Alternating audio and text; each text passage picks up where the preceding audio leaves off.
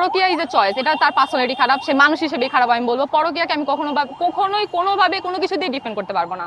যে পরকীয়া করতেছে সে মানুষ হিসেবে খারাপ, একদম সিম্পলি আমার মতামত যেটা, যে পরকীয়া যে করতেছে, যে যার হাজবেন্ডকে ঠকাচ্ছে অথবা স্ত্রীকে ঠকাচ্ছে, সে মানুষ হিসেবে খারাপ, মানুষ হিসেবে ভালো না, তার চরিত্র ভালো না। এটা কোনো কিছু দিয়ে কোনো ফ্যাক্টর দিয়ে ডিফেন্ড করা যাবে না। এটা তার লোভ, তার লালসা, তার সব, এটা আমি ডিফেন্ড করতেছি না কোনোভাবেই। অবশ্যই পরকীয়া করলে তো ডিভোর্স দিয়ে দিবে, মানে অবশ্যই ডিভোর্স দেওয়া উচিত। আমার যদি পার্টনার পরকীয়া করে আমি অবশ্যই তার সাথে থাকবো না। মানে এখানে আমি মনে করি না যে কারোই অ্যাডজাস্টমেন্ট করা উচিত, মানে এটা অ্যাডজাস্টমেন্টের কোনো জায়গাই না।